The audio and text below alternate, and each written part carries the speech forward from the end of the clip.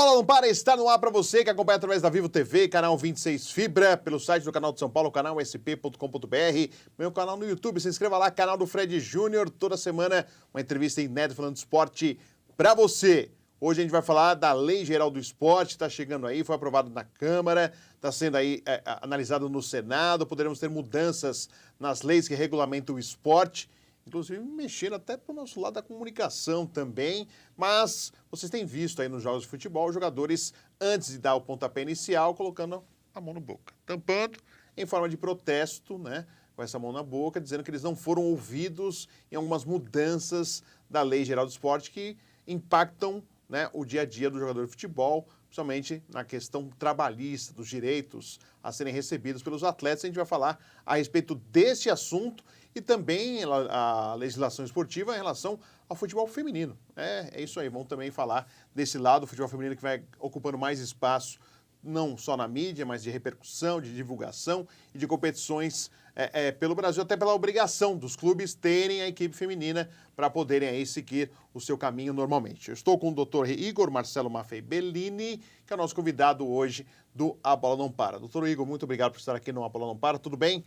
Tudo bem, graças a Deus. Muito obrigado pelo convite. Um bom dia para os nossos telespectadores, ou boa tarde, boa noite, não sei como seremos. Na internet vai para todos os horários. E como diz um amigo meu, muito bom dia então para aqueles que são de bom dia e muito boa noite para aqueles que são de boa noite. É um prazer estar aqui, vamos conversar, bater um papo, tentar esclarecer o nosso pessoal aí. Claro, com certeza. Igor, antes disso, o direito do lado esportivo, o direito esportivo, quando que tornou esse lado do esporte aí em relação ao direito? Cara, isso começou lá atrás ainda, antes de eu me formar, na década de 90, quando eu jogava basquete na Sociedade Esportiva Palmeiras, quando eu tive uma lesão grave nesse joelho. Opa, joelho direito. Joelho direito, eu com 12 anos, eu descobri que daria para jogar, mas nunca seria profissional. Fomos jogando, fomos indo até os 17 anos, eu fui prestar vestibular. Todo mundo iria para a educação física. Sim. Aí eu resolvi ir para o direito, porque eu sempre gostei disso, de falar. Dessa resenha, sempre gostei da resenha, sempre fui um cara da resenha. Fui, me formei, comecei trabalhando com técnicos de basquete. Técnicos de basquete? Técnicos de basquete contra as atléticas das faculdades. Muita faculdade ainda me odeia, deixei o último processo agora, depois de 12 anos contra uma atlética. Depois trabalhei para árbitros esportivos. Árbitros em geral? De basquete. De basquete. Consegui o vínculo de emprego de uma árbitra com a Federação Paulista de Basquete. Ou seja, a federação também deve ficar muito feliz com você. Também me ama de uma paixão. Aí tem alguns atletas que foram processados porque agrediram árbitros. A gente processou tanto no civil como no criminal. Também basquete. Também basquete, mas poderemos... Se o pessoal do vôlei, do futebol quiser, a gente vai... Também abre o leque. Abre o leque, porque o direito ele não é restrito às 4 linhas do gramado ou da quadra, seja o que for. Uma ofensa vinda de fora, tipo, para não xingar ninguém, você é um bobo, você é isso e aquilo, não é só uma sanção desportiva que a pessoa toma no STJD. Se quiser processar... Civil e criminalmente, pode. Esse é um cuidado que eu tenho como presidente da Comissão Disciplinar dos Campeonatos da CAASP, quando a gente faz transação penal e julga os advogados, de deixar isso claro também, do que pode acontecer, do que não pode. Porque tudo, infelizmente ou felizmente, é relacionado. Tá. Ou seja, um torcedor boca suja, dependendo, pode se complicar. Pode, especialmente aquele boca suja que adora entrar no Instagram, no Facebook do árbitro para xingar, para falar. Ou pior, então, você está numa transmissão ao vivo, quando você está transmitindo um jogo pela rádio, tem lá o chat ao vivo. Sim. O Igor é um bobo. O Igor roubou o meu time. Sim. Se o Igor printar aquilo, ali vai gerar uma indenização de danos materiais não, de danos morais e, quiçá, um processo criminal para o torcedor que disse aquilo. O torcedor precisa entender que o árbitro, primeiramente que todo árbitro, Fred, é um apaixonado. Claro, senão não seria árbitro. Senão não seria árbitro, porque ele gosta tanto daquele esporte que ele está no esporte sem jogar. Mas ele é um ser humano. E como ser humano, ele tem que ter garantido e preservado o quê?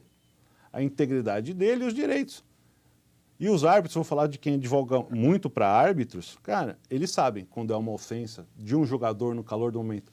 Poxa, Igor, você errou, você é um bobo. E ele sabe quando eu estou falando querendo ofender. Então, é toda ofensa? Não, mas é da forma como você coloca. Às vezes, maneira como você se porta para a ofensa. para ofensa. É por isso que você vê muitos jogadores hoje fazendo aquela gracinha de botar a mãozinha nas costas para falar para o árbitro. Jogadores, sinto muito informar para vocês, não é o gestual, é o que você fala e o como você fala. Tá.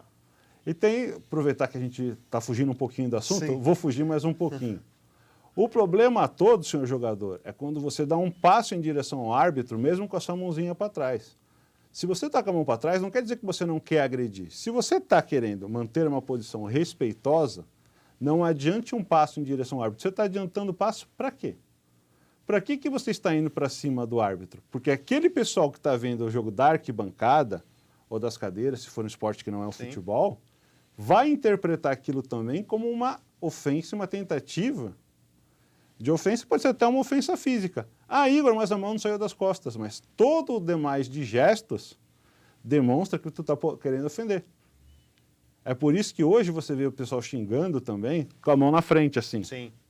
Aqui não é o caso do protesto que a gente Claro, vai falar daqui a pouco. É para não pegar na leitura labial. Sim. Só que o pessoal esquece que o que o árbitro lavou na súmula vale. Até, aliás, outro dia, não lembro qual foi o árbitro, que é o técnico do Cuiabá, que é o português que trabalha no Atlético Paranaense.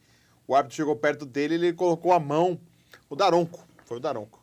Colocou a mão para falar com o Daronco. O Daronco, não, você quer falar comigo? Tira a mão. Justamente por isso, para deixar registrado. Ou seja, eu quero ver, para todo mundo ver o que você está falando para mim, né? Não para você esconder e podendo até xingar o árbitro tampando. Tampando. Eu acho que isso é uma das coisas que os clubes deveriam falar quando vai dar palestra para jogador. Acho que todo jogador deveria ter uma palestra com um advogado, e não precisa ser com o Igor, mas com qualquer advogado, antes de começar os torneios para evitar esse tipo de coisa. Bacana. Vamos usar a Lei Geral do Esporte. Bora lá. Os jogadores, quem está vendo aí, acompanhando e está assistindo a gente, está vendo antes do pontapé inicial, os jogadores tampando, né, com a mão a boca, uma forma de protesto dizendo que eles não foram ouvidos com aprovação na Câmara ainda, né, da Lei Geral do Esporte, que vai ser a lei que vai comandar o esporte nacional, né? Lei Pelé, um grande abraço, o do torcedor, um grande abraço, outras não valerão a Lei Geral do Esporte. Sim. E entre o que os jogadores vêm reclamando é rescisão de contrato. Eu tenho um contrato até dezembro e o clube decide rescindir comigo agora em agosto. E aí paga-se o restante, mas se o Fred arruma um emprego ganhando mais ou igual que ele ganhava, o clube deixa fica desobrigado a pagar. E caso eu ganhe menos, o clube só paga a diferença do valor que era até então. É isso, né, Igor? É o que está sendo colocado, e eu acho que realmente os atletas têm todo o direito de reclamar, e não só os do futebol. Sim, que vale para todos, porque é a Lei Geral do Esporte. Do esporte. É que impactou mais os jogadores de futebol em virtude dos salários, da movimentação dos atletas, mas vale para todos os atletas. Eu acho que isso é uma forma que encontraram para... Eu vou usar a palavra prejudicar, porque é prejudicar sim o atleta, porque antes você tinha uma multa. Sim. E como multa, ela tinha que ser paga de uma única vez. O que fizeram? Foi flexibilizar ao atleta não, ao clube, o pagamento dessa multa, mas não fizeram o contrário com o clube. Se eu quiser ir embora para jogar num outro clube, eu não posso pagar a multa de modo parcelado. Sim, tem que pagar de uma vez só. Tem que pagar de uma vez só. Eu acho que isso é uma das coisas que vai dar muita discussão na justiça, porque toda a penalidade ela tem que ser proporcional para ambas as partes. E criar uma desproporcionalidade tamanha que eu entendo que, se aprovado, se não for vetado, porque ainda pode acontecer o veto pela presidência da República, Sim. haverá discussões enormes na justiça, porque quando a gente fala de uma multa de 60 milhões de euros, 100 milhões de euros, ou seja lá o que for, e o clube quer receber à vista, mas o outro clube vai pagar parcelado. Mas a gente esquece que a obrigação de pagar não é do clube que contrata o atleta, Sim. É do próprio atleta.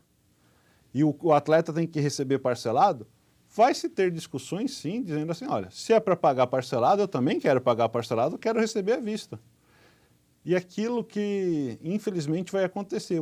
O clube que tiver a obrigação de pagar parcelado, pode simplesmente não pagar, Fred. Porque ele vai falar assim, entre pagar o Igor que saiu e o Fred que continua no elenco, Sim. eu pago o Fred que continua no elenco. E o que saiu que se vire depois. E que entre na justiça, é mais um credor para a fila. Infelizmente, a maioria dos clubes do Brasil tem grandes débitos trabalhistas. E mais infelizmente ainda, a tendência é que com essa colocação aumente. Porque eu não acredito, sinceramente, que a maioria dos clubes vá fazer o pagamento da multa como está estabelecida. E o senhor acredita que realmente os jogadores não foram ouvidos? Porque os atletas atestam que não foram ouvidos a respeito, né? Isso eu tenho certeza. Talvez ouvir um ou dois, até porque temos um ou dois representantes dos atletas na Câmara e no Senado. Acho Um que deles é o Romário, senador. Senador, e tem a menina do vôlei, que agora me fugiu o nome. A Leila, né? A Leila. É. Isso não quer dizer que os atletas foram ouvidos. Até porque hoje eles não são mais atletas. E isso eu acho uma coisa importante a gente deixar para os nossos telespectadores. Eles foram atletas muito importantes e de renome. Jogaram fora, defenderam a seleção brasileira. Mas a realidade hoje é diferente da realidade que era 10, 15 anos atrás. Hoje a gente fala de... Primeiro que o dólar já não está mais 1 para 1. Faz tempo, né? Quando você fala numa multa de 60 milhões de euros, eu estou falando uma multa de 300 milhões de reais. É grana. É grana. Ou não. Se você for considerar que o Cruzeiro foi comprado por 400 milhões de reais... Sim, foi pouco. Foi pouco. Uma multa de qualquer atleta mediano, hoje é 100 milhões de euros. Para o mercado externo, que continua na nova Lei Geral do Esporte, sem limitação. Então eu tenho certeza que os atletas não foram ouvidos, porque se fossem, teria esse tipo de balanceamento. E o que a gente percebe é uma movimentação de deputados ligados aos clubes, né? Federações e clubes. Inclusive, o relator do projeto Texto Base é o Dr. Felipe Carreiras, né, deputado, que é ligado aí ao pessoal do esporte, ou seja, um clube que estaria interessado, inclusive, para que isso vá para frente. Tem tudo isso também, né, doutor? Tem tudo isso também. Aí é a questão do lobby no sentido mais jurídico do termo, é de cada um indo lá defender o seu. O que eu não percebi foi o convite aos atletas. Quando eu falo aos atletas, não é o sindicato dos atletas, Sim. não é a federação dos atletas, não é... Os participantes Os mesmo. participantes, porque... Vamos falar uma coisa que eu sempre falo. São Paulo não é Brasil e atleta de série A1 de campeonato brasileiro masculino não é a realidade do que joga o estadual dos estados do Norte e do Nordeste. Você fala assim, tem atleta que ganha 1 milhão? Tem atleta que ganha 1 milhão, 1,5 milhão, 2. Mas tem atleta que faz contrato para jogar 3 meses, que é o que dura o estadual, e não recebe o primeiro mês. E é um salário mínimo. Quem tem que ser ouvido, Fred, não é quem ganha 1 milhão por mês. É aquele que está jogando para ganhar um salário mínimo e meio, com alimentação e alojamento, que alojamento é precário, a alimentação é, via de regra, também. frango e salsicha. Macarrão, né? E temos isso acontecendo nesse momento em clubes que estão jogando o Campeonato Brasileiro Feminino. Eu tenho relatos de clientes que estão reclamando disso. E a gente vai falar no próximo bloco sobre a realidade do futebol feminino. Por quê? Existe essa obrigatoriedade dos clubes terem um time feminino. Mas será que estão fazendo legal? Está indo tudo bem? Está tudo certo? A gente vê alguns clubes com problemas e a gente vai tomando ciência quando os casos tornam proporção aí de sendo divulgados na mídia. Mas vamos ao intervalo e já voltamos com o Dr. Igor Marcelo Maffei Bellini, que é advogado, especializado também no direito esportivo. Está falando com a gente aqui no A Bola Não Para.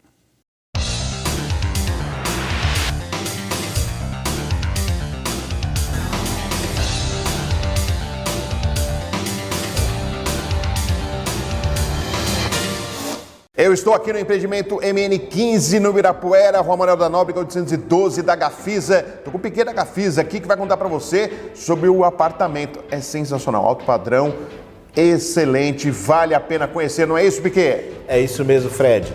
O apartamento ele já surpreende desde a entrada. Você conta com 2 elevadores privativos no hall social, onde você acessando o apartamento já sai direto na sua sala, sendo que são 4 dormitórios, sendo 4 suítes, a suíte master com closet senhor e senhora, varanda gourmet, fantástico.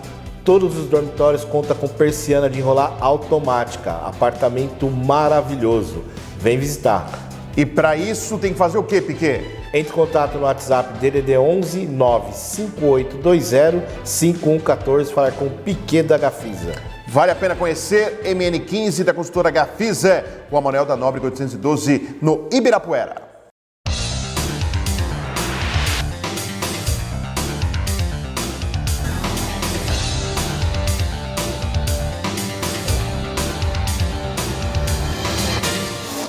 A bola não para, está de volta para você aqui no canal de São Paulo, através da Vivo TV, canal 26 Fibra, site do canal de São Paulo, canal sp.com.br, meu canal no YouTube, se inscreva lá, canal do Fred Júnior. Toda semana tem uma entrevista inédita falando de esporte para você, estou esperando você lá. Estou conversando com o doutor Igor Marcelo Maffei Bellini, advogado especialista em direito desportivo. A gente está falando sobre a Lei Geral do Esporte. E agora, nesse bloco, o doutor, claro, a gente foi pesquisar o doutor Igor, e tem até tese de doutorado, tudo aí.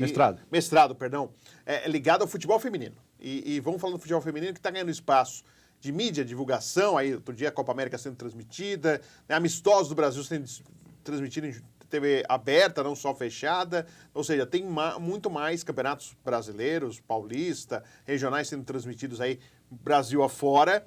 Mas não parece tudo que a gente está vendo em relação à organização, a tudo que se fala que vai fazer, não vai fazer, não cumpre-se o que promete. Então a gente vai saber um pouco mais dessa realidade com alguém que tem mais contato com o futebol feminino. Doutor Igor, a gente pode dizer que mesmo com todo esse espaço que eu citei, há casos assustadores no futebol feminino, há no masculino também, a gente sabe, péssimas condições, alimentação ruim, instalações ruins, caso de assédio sexual, né? Tem diversos problemas envolvendo aí base no Brasil inteiro, coisas que você fica espantado, né? Quando a gente acaba sabendo, a gente fala, não é possível que isso exista, mas existe. E no futebol feminino? Infelizmente, o futebol feminino replica essa realidade do masculino. Talvez um pouco menos em critério de base, porque como a CBF ainda não exige dos clubes que estão na Série A, no A1, porque no feminino é A1, A2 e A3, do Campeonato Brasileiro, todas as categorias, acho que a partir desse ano, a partir do ano que vem, começa a exigir sub-20, então você ainda não tem tantos casos de base. Mas, infelizmente, qual é a realidade do futebol feminino ainda hoje, Fred? Nossos telespectadores? É de alguns que são apaixonados pelo futebol feminino e fazem um trabalho excelente. Um caso é o 3B de Manaus, do Bosco, que é um presidente que paga do bolso dele centro de treinamento, com alojamento, com hotel. Caramba. Esse é um caso que... É a parte. É a parte. O dia que ele estiver em São Paulo, vale a pena bater um papo com ele, porque ele faz porque ele gosta. Tá. Mas você tem pessoas que estão no futebol feminino, que são apaixonadas, mas que infelizmente não têm a estrutura. E criam os clubes contando com verbas públicas que às vezes não vêm. E nesse momento a gente está enfrentando esse problema para receber para algumas clientes nossas, justamente isso. Criaram o clube, contrataram as jogadoras, levaram para a cidade, para os alojamentos, mas o dinheiro não chegou. E talvez não chegue, porque é ano de eleição.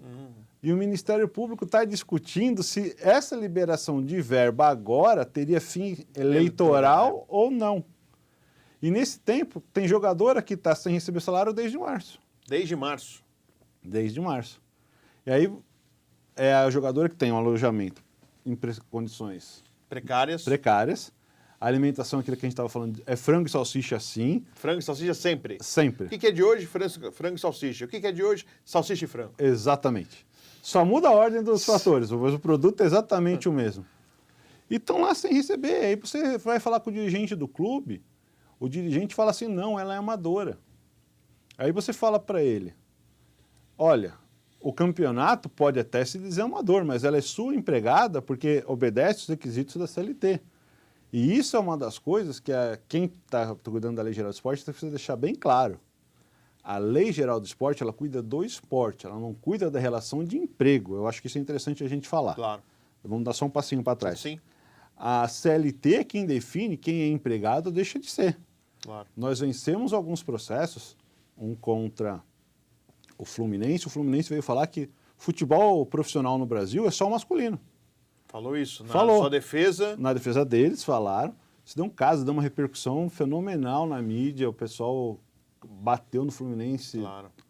como outro clube do Paraná que disse a mesma coisa. Aí você, para desmanchar a tese do clube, fala assim, ela podia se recusar a treinar? Não. Se ela não pode se recusar a treinar e não se pode recusar a jogar, ela é empregada. Ela tem um vínculo. Ela tem o vínculo trabalhista formado. Porque amador é aquele que você fala assim... Pô, Hoje eu quero ir, hoje eu não quero, tá chovendo, não vou me molhar. Exatamente, o que não existe. Sim. E essa realidade complicada do futebol feminino vem também naquilo que é o mais importante para as mulheres que estão no esporte, que aí vai para basquete, vôlei, vai o que for, que é o direito delas de ficarem grávidas. Que é a sua tese de Mestrado. Eu tenho uma cliente que jogou na seleção brasileira, se aposentou. De futebol? De futebol. Tá. Que podia estar jogando ainda porque ela decidiu engravidar, que ela não teria muito mais tempo.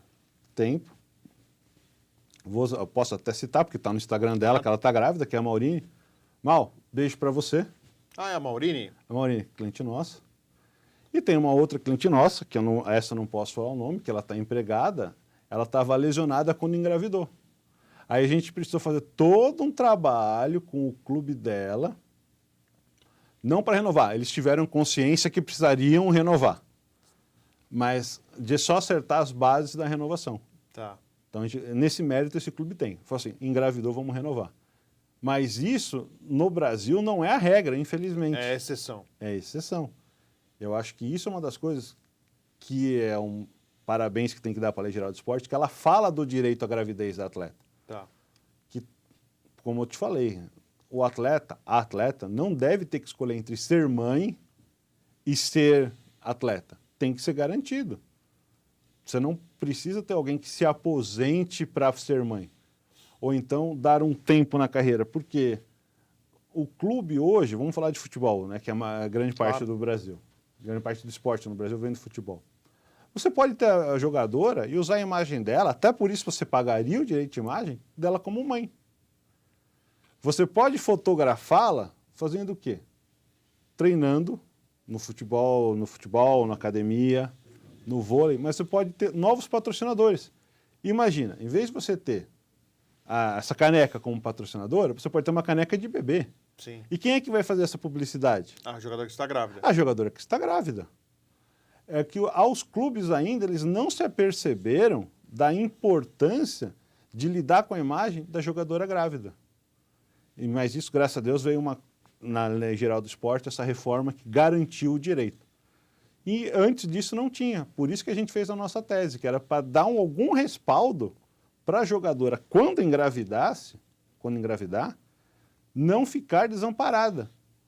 Até porque teve um caso, aí eu não sei se eu posso citar, então não vou falar o nome da menina, era uma jogadora de vôlei, era um salário mínimo na carteira e, salvo engano, ou 9 mil ou 90 mil de direito de imagem. Quando ela foi ser mãe, queriam pagar para ela... Só a carteira. Só a carteira. E não pode. Porque ali também teve uma fraude trabalhista do direito de imagem. Mas, infelizmente, a realidade do futebol brasileiro é essa. Você tem jogadoras ganhando 2, 3 salários mínimos e que às vezes não recebem. E esta obrigatoriedade dos clubes terem times femininos, né, para atuarem não só aqui, isso é da FIFA, né, atuar no âmbito em todas as competições. De uma certa forma foi feito meio que, poxa, a gente precisa ter, vamos fazer logo aí, e acaba se fazendo mal feito, porque é mais uma obrigação do que realmente fomentar de verdade o futebol feminino? No Brasil, infelizmente, foi, Fred. Agora que os clubes estão começando a tomar consciência de que não é uma coisa passageira, que veio para ficar, tanto é que os clubes estão começando a encerrar as parcerias. Você teve uma parceria de muitos anos do Flamengo com a Marinha. Sim. Hoje é só Flamengo, que veio trazendo uma nova realidade para o mercado. Eu acho que isso também tem uma participação das torcidas. Eu acho que as torcidas estão abraçando as equipes femininas. E quanto mais abraçarem, melhor. Por quê? Os clubes vão se sentir obrigados, e não tem aspas, é obrigados mesmo, a ter equipes competitivas do futebol feminino. Sim. Não é ter por ter. Porque vai entrar para a história, tipo, você vai pegar um Palmeiras e alguém, o Palmeiras perdeu de tanto, ou o Palmeiras ganhou de tanto. Vai entrar para a história que a instituição perdeu. Ninguém quer saber mais. Era um time feminino de uma parceria X que foi feito só para cumprir tabela. Não tem mais o cumprir tabela. Tanto é que a Libertadores feminina, eu não lembro se é masculina em Guayaquil, é feminina em Quito, ou se é o contrário. É isso. Equador, lá. É mais ou menos isso. As duas são no Equador. Uma joga no sábado, uma no domingo. Isso. E você tem a possibilidade, vamos imaginar, do Palmeiras ser campeão da Libertadores feminina e da masculina, no mesmo final de semana. Seria uma coisa histórica. Claro. Como você pode ter o Corinthians campeão da Libertadores feminina. Flamengo, né? O Flamengo não está, né? O Corinthians e o Palmeiras estão. O Corinthians está. Tem mais um brasileiro que agora me fugiu o nome. Você já imaginou? E o Corinthians está tendo uma hegemonia. Sim. Tanto é, e essa hegemonia começou lá atrás, quando eles tiveram a parceria com o Audax. Aí eu vou fazer uma comercial do escritório, que é a Monique, que é a minha sócia. Sim. Ela era goleira do Corinthians Audax quando ganharam a Copa do Brasil com a vaga para a Libertadores. Ela era goleira? Ela era goleira do Audax. E é só sócia hoje? Minha sócia hoje está... Quando estamos gravando, ela está jogando o Sul-Americano de Futsal em Buenos Aires. Poxa, que legal. Ou seja, ela já está numa outra vertente. Sim. Essa também fez transição de carreira. Sim. E por que eu estou falando dela? Primeiro, porque ela é minha sócia. Segundo, para mostrar que hoje, quando a gente fala em direito desportivo no escritório, a gente vive o direito desportivo. A gente... Literalmente. Literalmente. A gente faz por Na onde? prática. E você lembra algum caso assim curioso em relação... Curioso e até às vezes pode ser triste em relação ao futebol feminino, essas ausências de direitos? A gente tem vários casos no masculino que são, inclusive, com mídia e tudo, mas o feminino não se fala tanto. Infelizmente. Tem algum caso assim que você fala assim que é surpreendente, assim, que para você foi...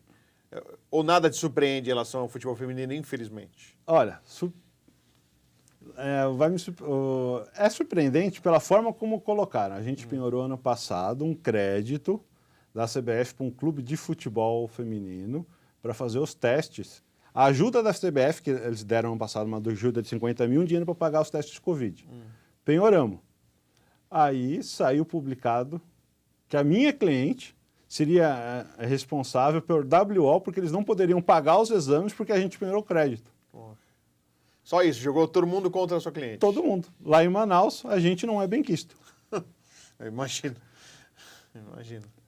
Mas surpreendente esse menina que não tem chuteira para treinar e o clube basicamente fala se vira. Apenas isso, Apenas não tem material isso. de trabalho. Não sei como a gente não está controlando. Tem 30 segundos só para falar assim. Chuteira é material de trabalho, é obrigação do clube. Claro. Quando o clube de futebol vem com aquela brincadeira de mau gosto no contrato e fala que você pode usar a chuteira que você quiser, atleta, não aceita. Eu quero usar a chuteira X porque eu vou ganhar um patrocínio de 1.000. Jovens, isso é para quem está na Série A de Campeonato Brasileiro. Peça para o clube te dar a chuteira, porque às vezes a chuteira vale mais do que o seu salário, às vezes falta o dinheiro na sua casa. Desculpa fazer esse desabafo, Claro, mas é pode uma falar. realidade do escritório. Sim. A menina não tinha chuteira, o clube mandou ela comprar. É um absurdo. E uma chuteira razoável custa de 500 a 1.000 reais. Sim. Cobrem do clube as chuteiras. Que tem que pelo menos fornecer o material de trabalho. Pelo no mínimo. menos. Pode não ser a chuteira top, mas Sim. que tem que fornecer a chuteira. Até que outro dia eu conversei no futebol masculino, aconteceu num time do... Eu não vou falar o time, senão eu vou errar, aí vão ficar bravos comigo, mas que não tinha a bola no jogo. Tinham 3 bolas, a bola chutada para fora do estádio, o jogo foi encerrado porque não tinha bola. Futebol profissional, masculino. Sim. É um nível que temos aí que muita gente não sabe.